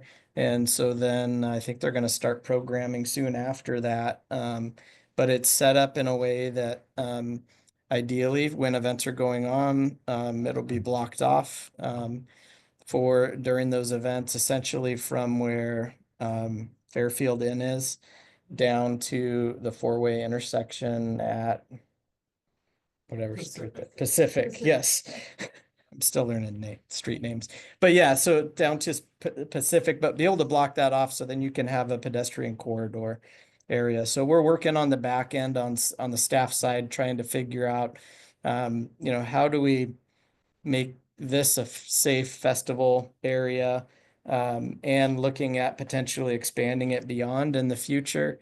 And at the same time, we're trying to envision this space too as kind of our hub for when the World Cup is here, and we are one of the local fun zones in Washington. We're going to be the closest fun zone to where the stadium is in Seattle. Everett's the other one in this region. The rest are around the state, but trying to figure out plans to activate that and how do we implement things within that district to really kind of make it a hub of a lot of different activity. But yeah, I don't know if you, Amy, if you have anything else you wanted to add. No. It was a great event. I was really happy I went. Yeah. The street be closed. That's a great idea. We were talking yesterday about that. Yeah, yeah. Like as far as barriers? Yeah. Yeah, that we were talking about that as recent as yesterday. Because with issues, yeah, as a concern with vehicles, trying to control vehicles, but at the same time making it accessible for fire engines and other things. We don't know for sure what that's going to look like. Most likely what we've talked, what we talked the most about was removable bollards that go into sleeves. Yeah. Mm-hmm. Yeah, because just standard, A-frame signs and things aren't going to stop. And so bollards is kind of what we're talking about. We thought it would be really cool to have the bollards that rise up from underground, but then you've got all sorts of infrastructure you've got to deal with. But yeah, so something will get figured out, I think, in the next couple months and be in place before it opens up. Yeah. Stayed out in Paris a few years ago. Garbage. Big dumpster. Yeah. Yeah, so should be still kind of trying to figure out who's really going to take a majority of the lead with the programming of it. I think Downtown Business Association probably will a fair amount. The city will be involved throughout, probably just trying to, again, figure out as far as moving forward, what do we need to worry about as far as our staff time? Who's going to be involved? The maintenance side of it, who will take the lead? Will it be Parks, Public Works? So a lot of that stuff we need to get figured out.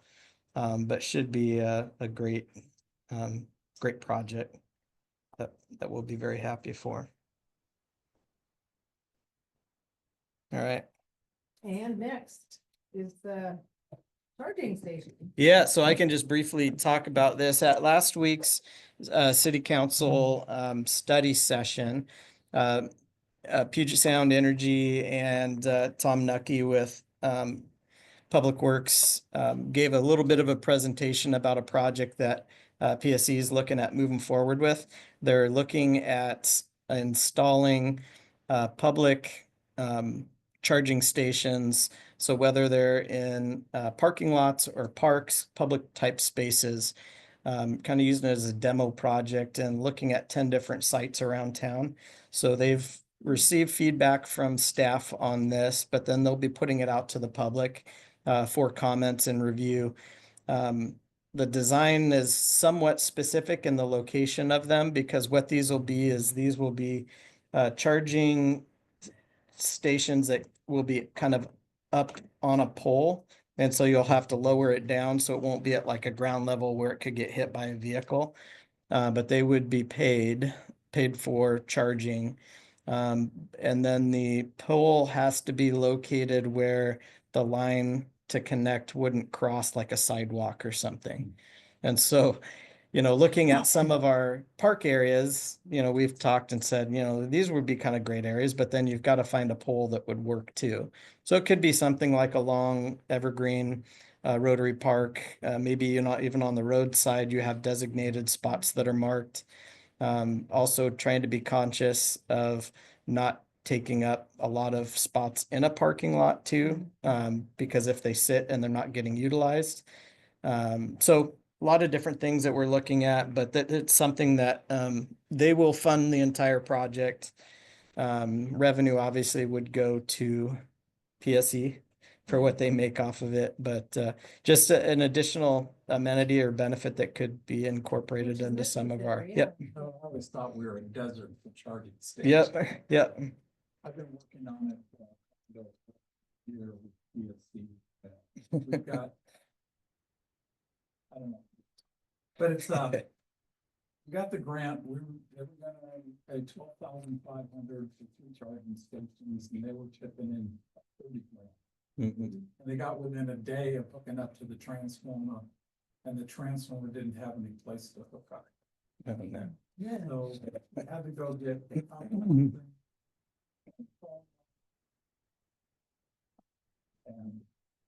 And Comcast, PSC is still hasn't reinstalled the new transformer, which they committed to. We just tore up my first agreement. I just signed another one. But we're still working on it. It's been painful. Yeah, I an bet. electric car. that Yeah. plugs in. Hybrid. I will buy at least a plug-in hybrid if we get these charging stations. But at the condo, there's no place to plug in without dedicated stuff, so. Oh, look at every grocery store talking about, you know, what's there. And now, a report on the retreat? Yeah, so Yeah. next, not this Saturday, but next Saturday, City Council will have their annual retreat. They'll be at Gold Mountain at the golf course. Directors and staff will be there. Brian is gonna join me. I guess in the past, usually staff is just there to listen. But Eric Younger has asked council to have, topics to him by this Friday for him to decide what the agenda will be, but wants staff to be interactive. So it'll be interesting to see what we end up doing, but again, it's looking at council priorities for this year and moving forward. Yeah, so kind of see what they what types of things they want to discuss, and so I'll probably bring up communication as well. If we have an opportunity to talk, what do they want to see? But also talk to a couple different council members about what we can do to make sure we're telling our story. Yep. But should be fun. I don't think we're allowed to go on the golf course, but it seems reasonable if we are just a phone call away if they need us, but. Yeah, exactly.